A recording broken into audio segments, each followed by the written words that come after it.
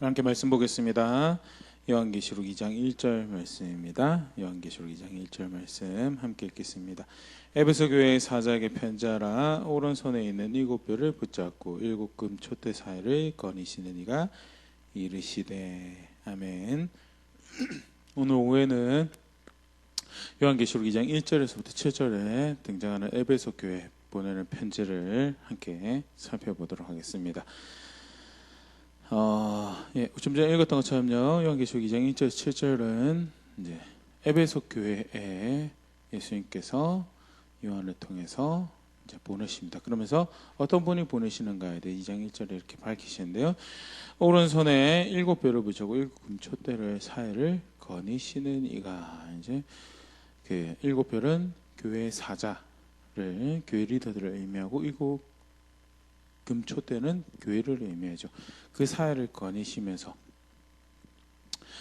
교회를 아시고 돌보고 계시는 그 예수님, 교회를 알고 계시며 그들을 돌보고 계시는 그 예수님이, 교회 7뼈를 붙잡는 것은 교회의 리더십에 대한, 직접적인 사람도 될 수 있겠지만 교회 인도자가 되시고 보호자가 되시는 그 예수님이시며, 또한 나아가서 그들의 인도자가 되기 때문에 그들의 심판하시는 권리와 권위가 있으신 분으로 그 예수님이 교회에 편지한다라고 하시면서 이제 에베소 교회에 편지하는데요. 에베소 교회 간단하게, 사실 너무 유명한 교회죠. 신약 성경에 굉장히 유명한 교회인데 한번 다시 간단하게 한번 생각을 해보면요. 바울 당시에, 요한 당시에 로마 제국의 소아시아 지역에서 굉장히 중요한 항구 도시, 교역에도 굉장히 중요하고요, 지리적으로도 굉장히 중요한 위치에 있었던, 또 한편으로는 부유한 도시였죠. 그렇기 때문에 그 부를 이렇게 추측해 볼 수 있는 중요한 단서 중에 하나가 아르테미스 신전이요. 7대 고대 사회, 7대 불가 사회라고, 지금은 이제 지진으로 인해서 무너진 흔적만 남아 있는 그런 건축물인데요. 굉장히 큰 사이즈여서요. 한간의 기록에 따르면 바다에서 도시에서 10km 밖에 있는 배가 그 신전을 이렇게 식별할 수 있을 만큼 컸다라고 이야기하고요. 학자들이 추정하건대 현재 이제 축구 경기장 정도 사이즈의 건축물로 이렇게 생각됩니다. 그러니까 지금도 축구 경기장 정도 사이즈면 굉장히 크죠. 그런데 고대 사회에서 그 정도 되면 정말 엄청난 부를 가지고 있었던, 그래서 그런 건축도 가능한 그런 도시였고요. 그런 거대한 건축물을 가지고 있었기 때문에 도시 전체가 사실은 이제, 물론 교역로 항구 도시이기 때문에 교역이 활발하고 물자 유통이, 그래서 큰 시장이 형성되지만 아울러서 이제 종교적인 것들로, 부적이나 신상이나 이런 판매를 하는 것들로 먹고 사는 사람들이 굉장히 많았던 것을 우리가 사도행전에서 추론해 볼 수 있고요. 복음이 전해진 것은 바울에 의해서 전해졌고요. 바울 복음 전할뿐만 아니라 3년을 머물러서 거기서 가르쳤죠. 사도행전 20장 31절에 보면 에베소 쪽 이제 예루살렘으로 내려가기 전에 에베소 지역에 있는 리더들을 불러서 이야기를 할 때, 내가 3년이나 밤낮 쉬지 않고 눈물로 각 사람을 훈계하던 것을 기억하라 라면서요. 책임 맡은 사람이 몸된 교회에 대해서 책임 맡아서 해야 할 수고에 대해서 내가 보여줬던 본을 기억하라라는 대목에서 3년가량을 거기서 머물며 수고하고 가르쳤던 것에 대해서 바울이 거기서 그렇게 사역을 했고요. 그 다음에 디모데가 또 사역을 했습니다. 디모데전서 1장 3절에 보면 내가 마게도냐로 갈 때에 너를 권하여 에베소에 머물라 한 것은 어떤 사람들을 명하여 다른 교훈을 가르치지 말미하면서 바울이 디모데에게 부탁을 해서 디모데가 에베소에서 머물러 사역을 한 거에 대해서 우리가 살펴볼 수 있고요. 그 다음에 성경에는 그런 구체적인 기록이 없지만 우리가 너무 잘 알고 있는 사도 요한이 사역했던 지역이, 또 교회가 에베소 교회였던, 그래서 성경에 등장하는 에베소서가 에베소 교회를 향한 편지였죠. 더불어서 디모데 전 후서도 디모데가 에베소에 있을 때 바울이 디모데에게 보냈던 것이 아닌가 그렇게 추정되는 편지고요. 그다음에 요한복음 비롯해서 요한 1, 2, 3서가 요한이 에베소 지역에 보내는 편지가 아니었을까 그렇게 추정하면 네, 굉장히 그 교회사적으로도 중요한 위치에 있었던 많은 그 수고와 열심히 또 교회가 성도가 있었던 것으로 추정되는 교회가 에베소 지역에 있었던 교회죠. 그 교회에 예수님께서 편지하십니다. 편지하시면서 아까도 얘기 드렸던 것처럼요, 교회 인도자로 교회를 그렇게 돌보고 보고 계시는 하나님으로 교회를 편지하면서요, 먼저 에베소 교회가 잘한 점에 대해서 쭉 이렇게 이야기하시면서 내가 그거 안다, 내가 너희 수고를 알고 내가 너희가 잘한 부분들을 안다라고 쭉 이야기하는데요, 요한계시록 2장 2절 3절 내가 너의 행위와 수고와 너의 인내를 알고 또 악한 자들을 용납하지 아니한 것과 자칭 사도라 하되 아닌 자들을 시험하여 그의 거짓된 것을 네가 드러낸 것과 또 네가 참고 내 이름을 위하여 견디고 게으르지 않은 것을 아노라. 6절에 오직 내게 이것이 있으니 네가 네 굴러당의 행위를 미워하는도다. 나도 이것을 미워하노라 하면서요, 에베소 교회를 향한 예수님 칭찬 대목을 쭉 같이 읽었는데요, 간단하게 좀 하나씩 보면요, 먼저 예수님께서 그들의 행위를 인정을 합니다. 행위를 인정을 하죠. 뒤에 3절에 등장하는 게으르지 아니한 부분도 사실 이런 부분에 해당할 것이라 생각되어지는데요, 여기서 행위는 단순한 어떤 행동을 취했다라기보다는 어떤 선택을 했다에 대한 칭찬보다는요, 삶의 자세 전체를 지칭하는 표현으로 이제 UBS를 미국 성서공회에서 나온 번역을 위한 핸드북, 그러니까 원어 설명을 한 그 주석 책이 있는데, 간단한 주석 책인데, 거기서 학자들이 단순한 행동보다는 삶의 자세를 지칭하는 말로 예수님께서 너의 행위를 안다라는 이 말은 나는 네가 어떻게 살아왔는지를 안다라는 그런 의미로 그들의 삶에서 연습하는 말씀을 따라 살아가는 그 삶의 모습들이 예수님 앞에서 선하다라고 그리고 나에게 인정받을 만한 그런 삶을 살아가고 있어서 굉장히 사실은 엄청난 칭찬이죠. 두 번째 등장하는 게 수고라는 표현이 등장하는데요, 수고라는 이 표현은요, 무엇을 의미하는 코포스라는 단어로 기록이 되어 있는데요, 극한 소모와 고갈에 이르기까지 노력한 것을 의미하는 단어입니다. 컨셉을 그렇게 설명을 하는데요, 극한, 그러니까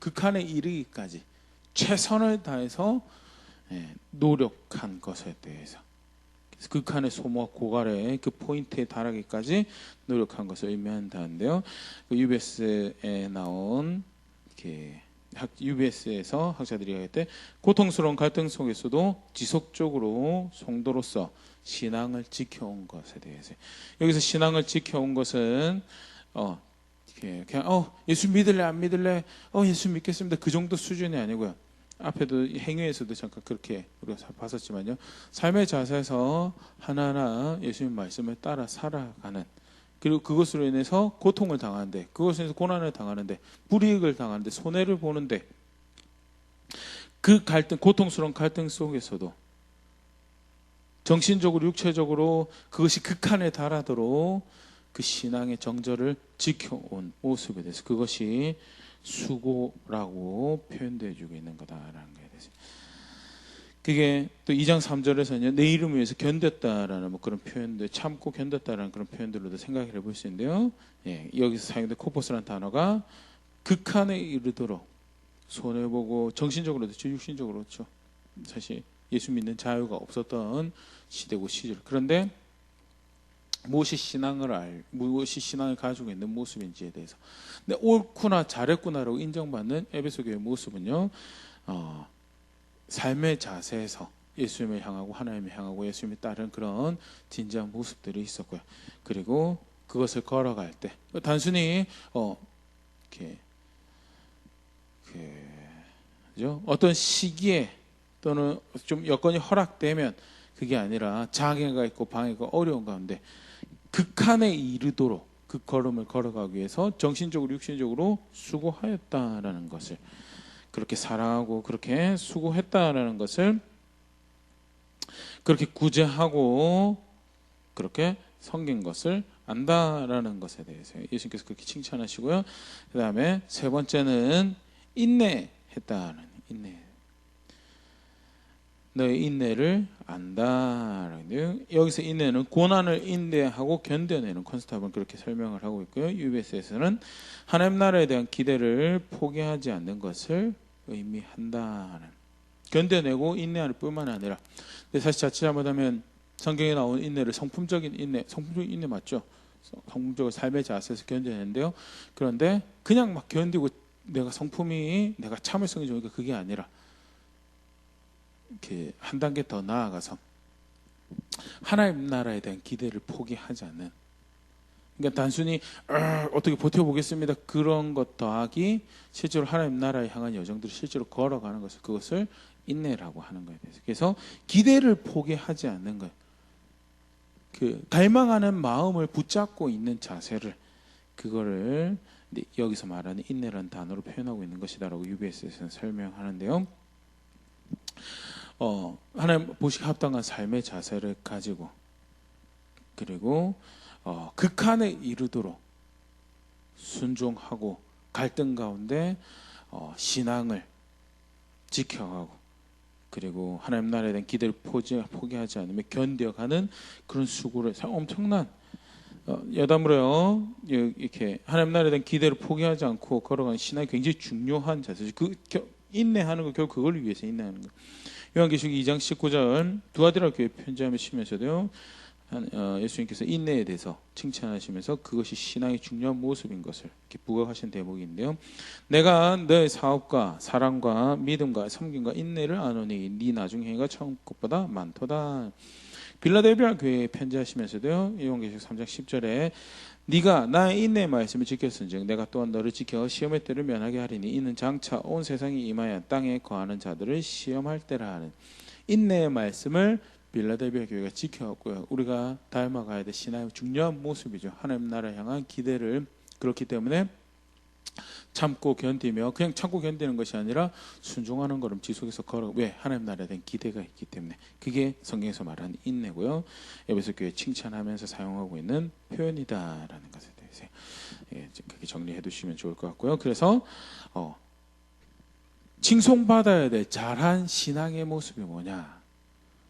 합당한 삶의 자세, 극한을 최선을 다해서, 정신적으로 육체적으로 최선을 다해서 신앙의 정절을 지켜가며 그렇게 순종하는 자세, 그리고 그렇게 하나님 나라를 향해서 지속적인 걸음을 옮겨가는, 그렇게 견뎌가는 인내하는 삶의 모습이 신앙의 중요한 모습으로 칭송을 받고 있고요.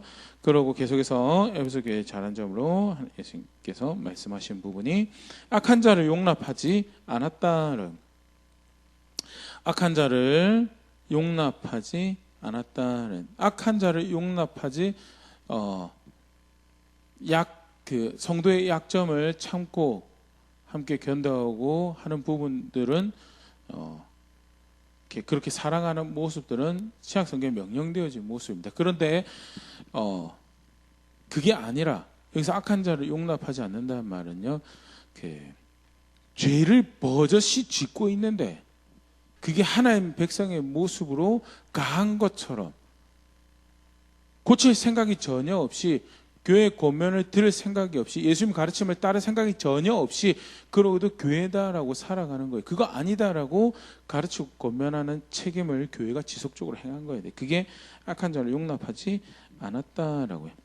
실제로 성경은요, 그게 교회가 해야 될 일이라고 가르치고 있습니다. 고린도전서 5장 2절에 세상 사람들도 하지 않는, 이방 나라 사람들도 하지 않는 음란한 것을 행한 성도를 교회가 용인하는 것에 대해서 고린도전서 5장 2절에 바울이 그리하고도 너희가 오히려 교만하여져서 어째 통한이 여기지 아니하고 그 일 행한 자를 너희 중에서 쫓아내지 아니하였느냐. 왜 그것을 쫓아낼 것으로, 책망하고 쫓아낼 것으로 여기지 아니하였느냐라고 이야기하는 대목에서요, 교회가 수고하고 쌓아가야 될 신앙의 모습의 하나가 악한 자를 용납하지 않은, 죄를 죄라고 하고 분명한 선을 그어야죠.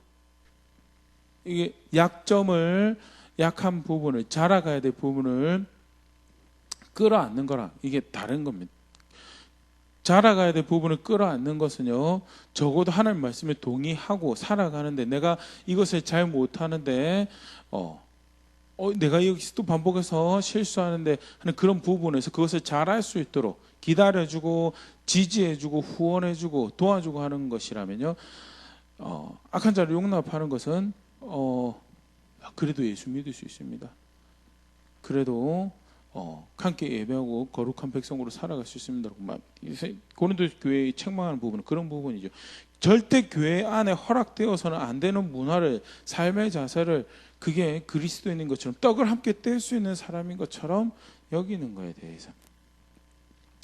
디모데전서 2장 20절에 바울이 그 가운데 후메네와 알렉산더가 있으니 내가 사단에게 내준 것은 그들로 훈계를 받아 신성을 모독하지 못하게 하려 함이라. 사단에게 내준 것이 사실 이제 그래서 용납하지 않았다라는 거예요. 왜? 그들이 양심을 잃어버려서 죄를 죄라고 하지 않아요, 더 이상. 그리고 사모하고 답습해 가야 될 선을 더 이상 선이라고 하지 않고 의를 의라고 하지 않아요. 욕심대로 쫓아가면서 그 경계를 허물어뜨리는 걸 통해서 마치 그들이 섬기고 있는 주인이 죄와 의를, 선과 악을 구별하지 않는 하나님인 것처럼 만들어버린, 그게 믿음의 파선한 거죠. 사실 다른 신 만들어낸 거죠. 어떻게 교회 안에서 그럴 수 있느냐라고. 그래서 그들이 나가서라도 회개하고 돌이킬 수 있도록, 그렇게 해서는 그리스도의 몸 아니다라는 거죠. 출교시킨 거죠. 약한 자 용납하지 않는 모습이. 예수님도 사실 그렇게 가르치셨습니다. 마태복음 18장 15절 17절 너의 형제가 죄를 범하거든 가서 너와 그 사람과만 상대하여 권고하라. 형제가 좋아하는 형제 자매된 사람이 죄를 범한 것을 알게 되거든 그것이 잘못된 것입니다라고 가서 이야기해주고, 먼저는 1대1로 가서 이야기해주고, 만일 들으면 그 사람을 그리스도의 몸으로, 형제로 함께 신앙생활을 이뤄가야 될 공동체 일원으로 얻은 것인데, 만일 16절에 듣지 않거든 한두 사람을 데리고 가서 두세 사람의 증인의 입으로 말마다 확증하게 하라. 만약에 한 사람 말로 되지 않으면 두세 사람을 가서 이 사람 말이 틀린 것이 아닌 거에 대해서 전해주는 말 하나하나가 하나님 말씀을 이야기하고 있는 거에 대해서, 그래서 네가 고쳐야 되는 거에 대해서 두세 사람의 증인을 통해서 확인하라고요. 17절에 들으면, 아까 이야기한 것도 돌아오지만요, 17절 만일 그들의 말도 듣지 않거든 교회의 말하고 교회의 말도 듣지 않거든 이방인과 세리와 같이 여기라. 두세 사람으로 안 되면 공동체 앞에서 그 권면을 받도록 하고요. 그 권면도 듣지 않으면 나가는 거죠. 아니다. 그리스도의 몸이 아니다. 지체가 아니다. 예수 믿는 척 했는데 예수 믿는 게 아니더라라는 거에 대해서. 그래서 이론을 우리의 몸으로 우리 형제 자매처럼 그렇게 함께하기에는 너무나 다른 세계관과 다른 가치관을 가지고 살아가기 때문에 같이 있을 수 없는 사람이다라고 하라라는 것이, 그게 교회가 해야 될 일입니다. 그리고 실제로 에베소 교회는 그걸 굉장히 잘했고요. 그래서 예수님이 그 부분에서 칭찬하십니다. 악한 자를 용납하지 않았다라고. 악한 자를 용납하지 않았다. 디모데에게 바울이 편지하면서 디모데후서 2장 25절 26절에 이제 리더된 자리에서 있는 자들을 이제 권면하는 모습인데요. 거역하는 자를 온유함으로 훈계할지니 혹 하나님이 그들에게 회개함을 주사 진리를 알게 하실까 하며 그들로 깨어 마귀의 오염에서 벗어나 하나님께서 사로잡힌 바 되어 그 뜻을 따르게 하실까 하며를. 쫓아내는 게 목적이 아니죠. 목적은요, 훈계하는 거죠. 그들이 회개할 수 있도록, 진리를 따를 수 있도록, 다시금 여정을 하나님 나라를 향할 수 있도록 돕기 위한 것, 쫓아내는 것이 목적이 아닙니다. 그럼에도 불구하고 하나님 나라를 향해 가는 공동체이기에, 그렇게 하나님을 향해 예수님의 길을 따르는 공동체이기에 아닌 것은 아니다라고, 함께 갈 수 있는 사람이 함께 갈 수 있는 사람이고 함께 가지 못하는, 우리의 길은 그런 길이 아니다라고 해야 될 것에 대해서 해야 된 교회가 해야 될 일이죠. 에베소 교회가 그걸 잘했다고, 악한 자를 그것을 용납하지 않았다라고 칭찬받는 신앙의 모습이고요. 그 다음에 그 악한 자를 용납하지 않는 것이 실제로 이제 어떤 모습으로 또 나타나는지에 대해서 이야기하냐면요, 자칭 사도라고 하는 자를 시험해서 그들이 거짓된 자임을 이제 드러냈다는, 사실 이렇게 실천을 잘하고 그렇게 할 뿐만 아니라 분명한 기준을 가지고 있어 그렇게 말씀을 잘 알고 있었던 교회인 것을 간접적으로 보일 수 있고요. 자칭 사도라고 하는 사람들 지금도 있죠. 지금도 있습니다. 지금도 있고요. 그때도 있고요. 예, 제가 다시 한번 이 말씀 보면서 솔로몬이 그에게 해 아래 새 것이 없다. 보통 이단들 그럴 때는 가르침 사이비들 이야기할 때 그 조직 신학이라든지 아니면 그 이단 상담하시는 또 그쪽 계통에서 이렇게 수고하시는 분들이 그런 이야기 하거든요. 새 것이 없습니다라고. 옛날에 다 있던 이단들 다시 새로운 이름 가지고 등장하는 거지. 옛날에 다 하던지 또 그대로 하는 겁니다. 네, 자칭 사도라는 자들이 있습니다. 자칭 사도. 그래서 그들이 권위를 가지고 그리스도의 길을 따라가도록 하니. 그래서 적극적으로 그리스도의 말씀에 순종하는 신앙을 이야기하기보다는 자신을 높이고 사람의 종을 만들어가는 그런 일들을 하려고 하는데 그들을 테스트하여서 그들이 말씀과 상관이 없고 하나님 말씀에 어그러진 길로 거짓된 것을 이야기하고 거짓된 것을 인도하고 있음에 대해서 분별해내고 그들을 그렇게 드러낼 수 있을 만큼 교회가 깨어있고 해야 할 일들을 하는 교회였습니다. 굉장히 엄청난 교회지. 지금 우리가 살펴보는 것만 해도요. 행위, 신실한 삶의 자세, 게으르지 않는 삶의 자세를 가지고 있었고 예수의 이름을 위해서 수고하고 극한에 이르도록 그 예수의 제자답게 그리스도인답게 성도답게 살아가는 그런 수고를 하며 나아가서 하나님 나라를 향한 소망, 하나님 나라를 향한 기대를 저버리지 않고 포기하지 않고 참고 견디는 싸움들을 해가는 교회가 에베소 교회였고요. 더불어서 옳은 것을 옳다, 진리를 붙잡는 싸움들을 지속적으로 가운데 행했던 교회. 굉장히 놀라운 아름다운 또 자칭 사도라는 자와 더불어서 6절에 나오는 건데 니골라당을 미워한 모습에 대해서 이렇게 지시하시는데요. 니골라당은 여러 가지 추정들을 합니다. 여전까지 추정들을 하는데요. 제일 분명히 우리가 볼 수 있는 게 요한계시록 2장 14절 15절 버가모 교회 편지할 때 이런 대목이 등장하는데요. 그러나 너에게 두 가지 책망할 것이 있나니 거기 내게 발람의 교훈을 지키는 자들이 있도다. 발람이 발락을 가르쳐 이스라엘 자손 앞에 걸림돌을 놓아 우상의 제물을 먹게 하였고 또 행음하게 하였느니라. 이와 같이 내게도 니골라당의 교훈을 지키는 자들이 있도다. 니골라당이 뭘 했는지 잘 모르겠지만 그들의 교훈이 뭐 하는 교훈이었냐. 발람이 발락을 가르쳐서 이스라엘 자손들이 제물을 먹고 행음하게 하였던 하나님 말씀을 따르는 것을 저버리게 만들고 그들 앞에 걸림돌을 놓아서 결국은 자신들의 욕심을 따라 살도록 만드는 그런 가르침을 했던 것이 니골라당의 교훈이 아니었을까 이렇게 쉽게 우리가 생각해 볼 수 있는 부분이고요.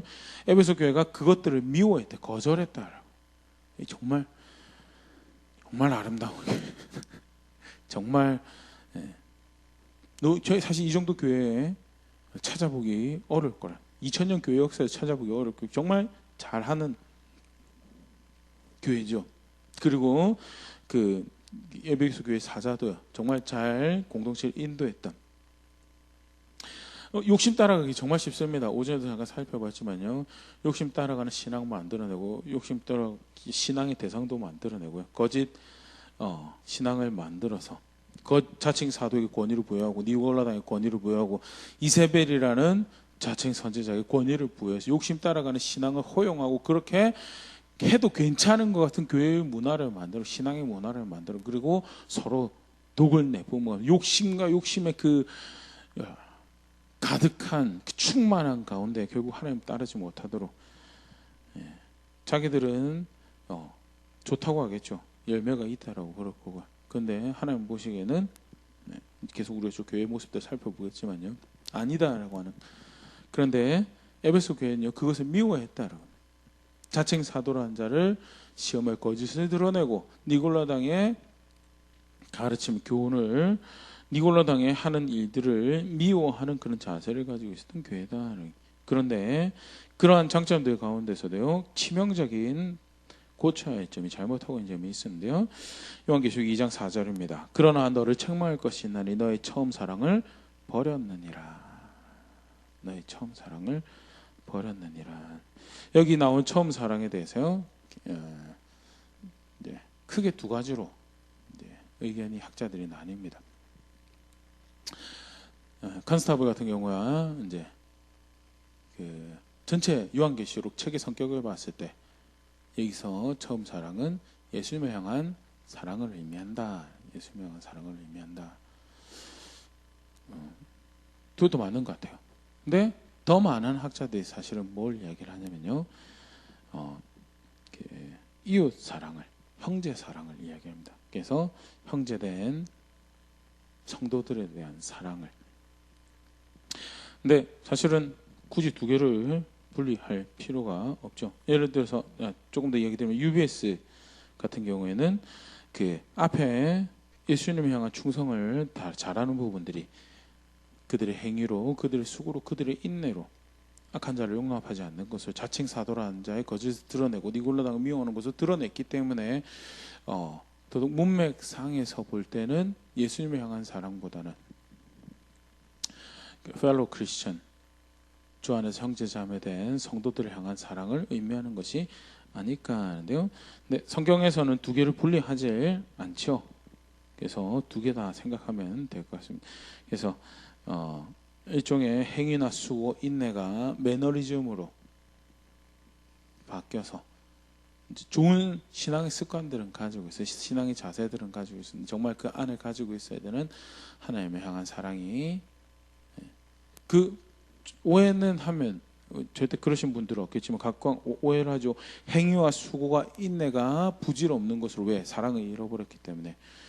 그렇게 보일 수 있습니다. 그런데 중요한 건 그들의 행위와 수고와 인내를 예수님께서 칭찬하셨다는 거예요. 악한 자를 용납하지 않는 것을 칭찬하셨다. 실제로 하나님 향한 사랑이 있으면 그 사랑이 그런 모습으로 나타나야 되는 거에 대해서, 이것도 버리지 말고 저것도 버리지 말아야 될 거에 대해서 그렇게 이해할 수 있으면 좋을 것 같고요. 하나님을 향한 사랑과 더불어서 하나님을 향한 사랑이 실제로 그렇게 있다면 이웃 사랑이 있어야 되죠. 이웃 사랑이 있어야 되는 것에 대해서 누가복음 10장에서는요, 누가는 그것을 영생과 관련해서 기록을 하고 있습니다. 사실 뭐 똑같은 대목이긴 한데요. 제가 읽어드릴게요. 누가복음 10장 25절에서 28절. 어떤 율법교사가 일어나 예수를 시험하여 이르되, 선생님, 내가 무엇을 하여 영생을 얻으리까? 예수께서 이르시되, 율법에 무엇이라 기록되었으며 네가 어떻게 있느냐? 대답하여 이르되, 내 마음을 다하고 목숨을 다하고 힘을 다하며 뜻을 다하여 주 너의 하나님을 사랑하고 또한 내 이웃을 내 자신같이 사랑하라 하였나이다. 예수께서 이르시되, 내 대답이 옳도다. 이를 행하라. 그리하면 살리라. 하나님 사랑하고 그것과 더불어서 이웃 사랑하는 게, 그게 하나님 백성이 사랑해야 될 모습이죠. 그게 영원한 생명의 길이고요. 그래서 그런 차원에서 처음 사랑 굳이 두 개 분리할 필요 없다라고 생각되어집니다. 보면서 마가복음 12장에서는요, 마가는 그것 하나님 나라와 관련해서 기록을 하고 있습니다. 똑같은 거죠. 영생이나 하나님 나라. 근데 하나님 나라라는 표현을 사용해서 이렇게 표기를 하고 있는데요. 서기관하고 이제 앞에 대화를 하고 난 다음에 예수님께서 하신 대답에 서기관이 이렇게 맞장구 치죠. 마가복음 12장 32절 34절입니다. 서기관이 이르되, 선생님이 옳소이다. 하나님은 한 분이시오. 그 외에 다른 이가 없다 하신 말씀이 참이니이다. 또 마음을 다하고 지혜를 다하고 힘을 다하여 하나님을 사랑하는 것과 또 이웃을 자기 자신과 같이 사랑하는 것이 전체로 드리는 모든 번제물과 기타 제물보다 나은데, 이게 신앙의 정수입니다. 이게 신앙의 본질적인 모습입니다. 그때 예수님께서 이렇게 이야기하시죠. 예수님께서 그가 지혜 있게 대답하며 보시고 이르시되, 내가 하나님 나라에서 멀지 않도다 하시니 그 후에 감히 묻는 자가 없도다라고 해서 뭐 그들도 그렇게 믿고 따질 게 없죠. 예수님 결국 전하셨던 게 하나님 사랑하고 이웃 사랑하라는 거, 그거 가르치셨죠. 그래서 처음 예수님을 믿었을 때 순수하게 하나님 사랑해서, 그래서 참고 순수하게 하나님 사랑해서 인내하고, 순수하게 하나님 사랑해서 수고하고, 순수하게 하나님 사랑해서 삶을 조정해 나가고, 그렇게 순종했던 모습에서 본질적인 모습이 빠져버린 것에 대해서, 또 처음 예수님을 알고 사랑했을 때 예수님을 함께 사랑한다고 고백하는 형제자매들이 귀하고 작은 힘이지만 그들의 필요를 채울 수 있는 것을 소중하게 여겼던 그 시절에서 떠나서 그 더 이상 옆에 있는 형제자매가 소중해지지 않는 그들의 필요보다는 나의 욕심에 관심이 가는 그런 모습들에 대해서 그게 고쳐야 될 것이다라는 고쳐야 될 처음 사랑을 잃어버린 것에 대해서 어떻게 그러면 고치는가? 요한계시록 2장 5절에 그러므로 어디서 떨어진 것을 생각하고 회개하여 처음 행위를 가져라. 만일 그리하지 아니하고 회개하지 아니하면 내가 너에게 가서 너의 촛대를 그 자리에서 옮기리라. 세 가지로 고치는 방법을 이야기하시죠. 첫 번째, 기억하라. 어디서 떨어진 것을 생각하라는, 여기 생각하라는 게 remember라는, 영어로 remember라는 단어로 표기되는 헬라어 단어인데요. 기억하라는, 절대 잊지 말고 지속적으로 생각하고 그것을 존중하기 위해 노력하라. 고치는 방법 첫 번째는요. 그러니까 처음 사랑을 잃어버린 것이 문제가 안 되면요. 그러면 이제 고칠 수가 없죠. 그래서 기억해내야 합니다. 아, 이게 죄구나. 이게 문제가 있는 거구나. 그러려면 기준이 있어야죠. 그래서 기억해야 할 기준을 그리고 그것을 존중하기 위해서 계속해서 그것을 지속적으로 그것을 생각하기 위해 노력하고 그것을 존중하기 위해서 자신을 이렇게 몰아가는, force하는 그런 자세를 단순히 생각합니다, 기억합니다 그런 뉘앙스가 아닌 거예요. 그럼 못 고칩니다. 절대 못 고칩니다. 여기서 고칠 수 있도록 기억하라는 것은 어디서부터 떨어졌다는 그것을 기억해내야 되는 거고요. 그것을 생각해내는 그러기 때문에 나의 행동이 그 기준에 비해서 내가 생각하고 존중해야 될 기준에 비해서 문제가 있구나라는 것을 인식할 수 있을 정도로 생각하고 기억해내야 되는 것을 의미하는 거고요. 그렇게 기억하였으면 그 다음에 바꾸는 거죠. 후회하고 애통하는 마음과 더불어 태도와 자세와 방식을 바꾸는 것이 회개하는 거죠. 여기서 리펜트는 후회하고 애통하는 마음이 시작입니다. 마음 아프지 않으면요 절대 고치지 않습니다. 정직해야죠, 맞죠? 절대 마음 아프지 않으면 고치지 않습니다. 정말 처절한 후회가 있고 그 처절한 후회가 있어도 안 고치는 경우들도 있는데요. 그럼 회개가 아니고요. 처절한 후회와 더불어서 태도와 자세와 실제 걸음을 살아가는 방식을 바꾸는, 그래서 그 사랑에서 비롯하여서 그죠? 살아가는 그 사랑하는 그 마음에서 우러나는 극한 소모와 고갈에 이르기까지 수고와 그리고 하나님 나라를 기대하는 그런 자리로 가면서요. 그 다음에 처음 행위를 가지라는 처음 행위를 가지라는 게 처음 했던 것을 만들어내라. 예수님 처음 믿었을 때 살아갔던 삶을 살아가라. 순전하게 그 예수님이 모든 것이 되는. 그래서 내 삶을 걸음걸음 옮겨가고 어떻게 하면 그 예수님 명한 대로 사랑해볼까? 어떻게 하면 그 예수님대로 그 예수님처럼 사랑해볼까? 살아볼까? 하늘에 밀알이 떨어져 많은 열매를 맺을 수 있는 그것이 가치 있다라고 한 번씩 그 굉장히 감동적인 고백이죠. 예수님의 요한복음 12장의 말씀인데 그게 그가 보이죠.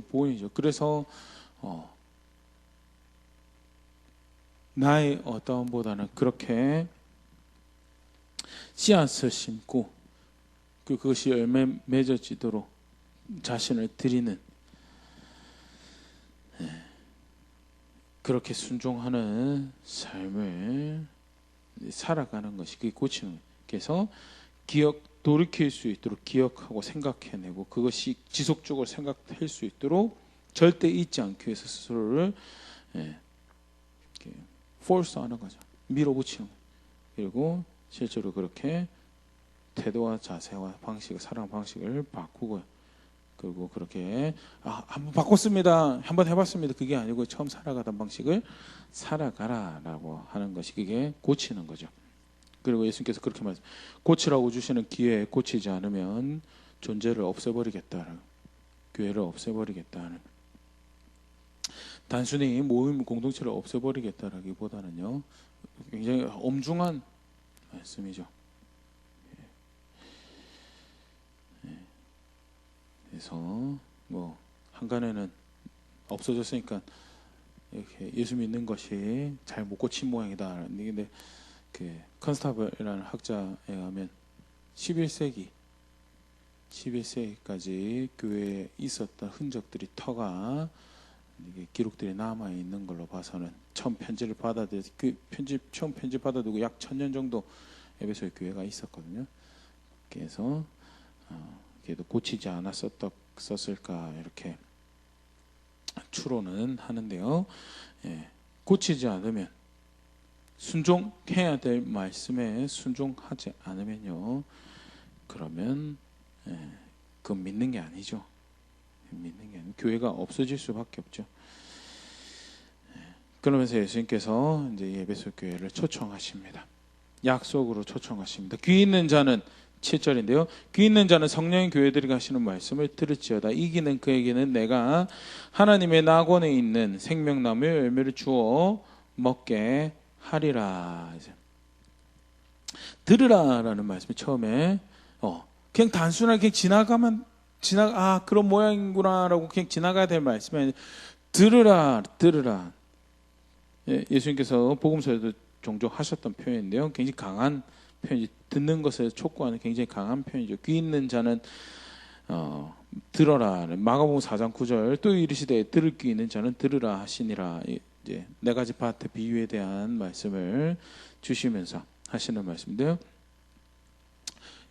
귀가 달려있지 않게 집중해서 무슨 의미인지 이해하고 그렇게 알기 위해서 들으라라고. 들으라. 단순히 귀만 움직이는, 귀만 운동하고 청각만 운동하는 것이 아니라 너의 마음이 듣고 생각이 듣고 너의 감정이 듣고 너의 의지가 듣고 그래서 그 말씀을 따라가야 돼. 진리로 삶을 올려놓아야 될 반석으로 피난처로 여기라라는 것이 여기서 이제 들으라는 말씀의 의미죠. 그러면서 굉장히 사실은 재밌는 표현 하나 하시는 게 있는데요. 성령이 교회들이 가시는 말씀을 들을지어다. 근데 엄격히 따지면 지금 누가 그 이야기를 하고 계시죠? 예수님이 하고 계시거든요. 예수님이 하시는 말씀과 성령이 하시는 말씀이 다르지 않는 거에 대해서 엄격히 따지면 테크니컬리 기술적으로 부활하신 예수님은 그 본체는 하나님 우편에 앉아 계시죠. 그런데 누구를 통해서 말씀하시는 것이죠? 하나님의 사역을 통해서 말씀하시는. 그래서 예수님 말씀이지만 또한 동시에 성령의 말씀. 사실 성령 하나님 사역하시는 방식이 그런 부분인데요. 그것을 표현을 성령의 교회에 하시는 말씀이다라고 표현하고 있는 부분에서도 한번 생각해 보시면 좋을 것 같고요. 그 다음에 이기는 그에게는 내가 하나님의 낙원에 있는 생명나무의 열매를 주어 먹게 하게 하리라. 이기는 자, 승리하는 자, 모든 그리스도인이 바라야 될 삶의 모습이 우리는 이겨야 되는 사람입니다. 예수께서 이미 이기셨기 때문에 우리가 이기는 것은 너무나 당연한 것이고, 근데 중요한 것은 이기는 거의 정의가 다르죠.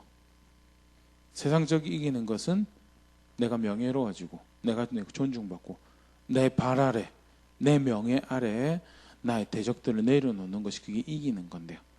예수님이 이기신 방법은 순종하는 것이 예수님이 이기는 것이죠. 예수님께서 이기셨죠. 끝까지 순종해서 예수님이 이기셨고요. 여기서 말하는 이기는 자도 에베소 교회 같은 경우에는 고쳐야 될 걸 고치는 거예요.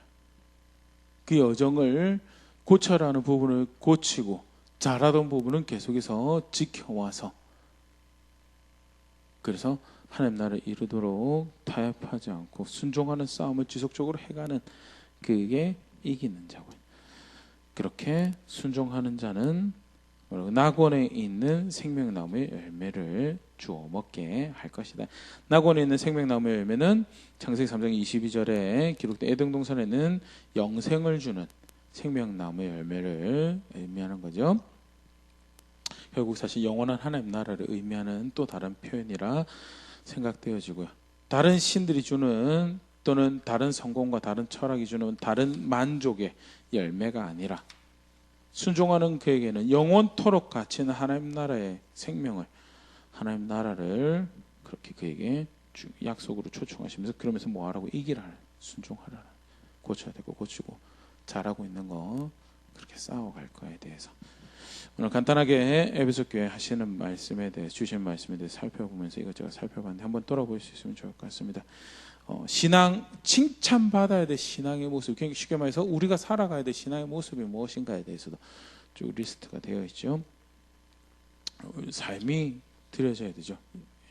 모여서 예배하는 것도 중요하지만 모여서 예배하는 게 중요한 만큼 삶이 결국 사실은 삶 한편으로는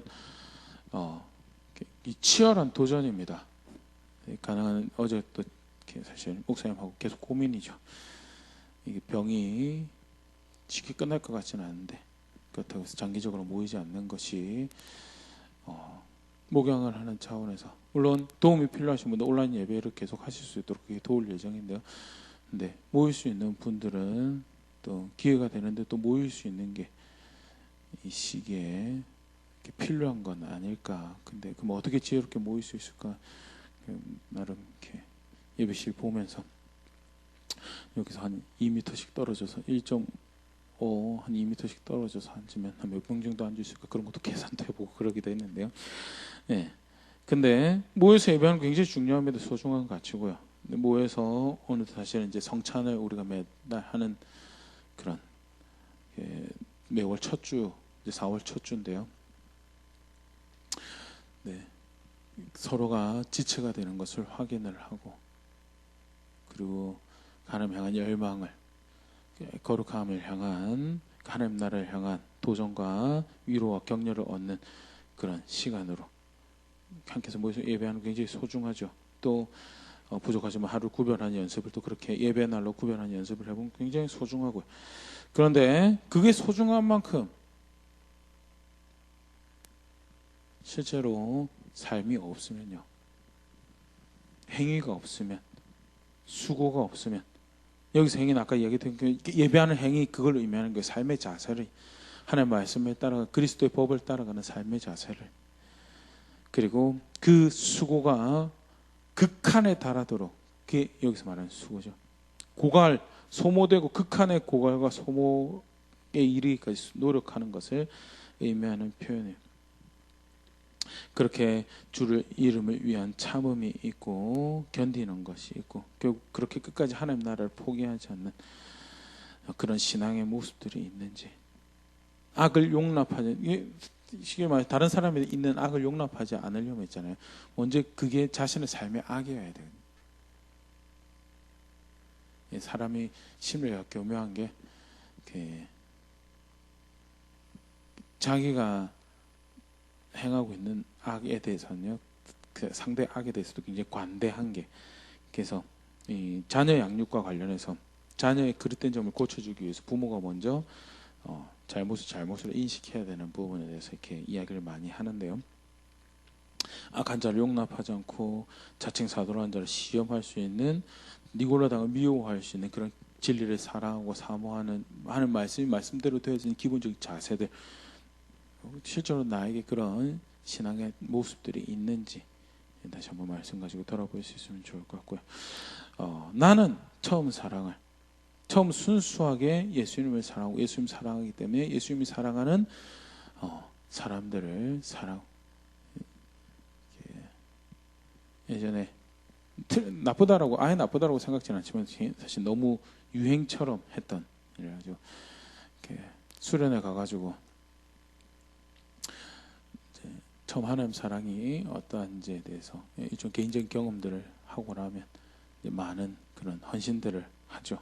그게 사실 순수하게 이것저것 재지 않고 하나님 사랑을 알 때 처음 사랑하는 것처럼 사랑하는 모습이 아닐까 하는 예로 우리가 생각해 보시지 않게 생각되는데, 그렇게 순수하게 예수님 한 분 사랑하고 예수님 한 분 사랑하는 것이, 그래 그가 사랑하는데 그가 필요한 자들, 그가 원하는, 그가 돌이키고 원하는 자들을 사랑하는 그런 자리로 나아가는 그런 자리에 있는지, 아니면 나름 수고하고 헌신하고 하는데 그런 건 나쁘지 않은데 혹시 이렇게 습관적으로 그래서 별로 의미를 부여하지 못하고 이렇게 지나쳐가는 그런 부분들은 없는지, 그런 부분도 한번 사용해 볼 수 있으면 좋을 것 같고요. 구체적으로 회개가 무엇인지에 대해서, 이 회개는요 법으로 돌아가는 겁니다. 성경의 회개는 철저하게 법으로 돌아가는 겁니다. 말씀으로 돌아가는 거예요. 예수님 말씀으로 돌아가는 거고 하나님 법으로 돌아가는 거고요. 돌아가야 될 곳을 기억하지 못하면요, 그러면 자기 기준으로 돌아가기 때문에 그는 하나님 앞에서 회개가 절대 아니죠. 돌아가야 될 곳으로 돌아가고 그것을 기억해내고 그리로 돌아가며 그렇게 살아가는 그런 돌이킴이 또 나의 삶에 얼마나 있는지 한번 그렇게 돌아볼 수 있으면 좋을 것 같고요. 한 주간 말씀 가지고 묵상하는 그 시간이 주님 안에서 신앙을 다시 돌아보고 돌아가야 될 줄 돌이키는 그런 은혜 누릴 수 있으면 좋을 것 같고요. 에베소 교회를 향한 초청이 모든 사실 성도를 향한 초청이죠. 끝까지 순종하고 그렇게 이기는 자에게는 하나님 나라가 그 영원한 생명이 있을 것이다라는 것이 결국 저를 향한 우리를 향한 교회를 향한 그 약속과 그리고 우리가 바라보는 그런 성취가 될 수 있으면 그렇게 비전적 관찰에 있을 수 있으면 좋을 것 같습니다.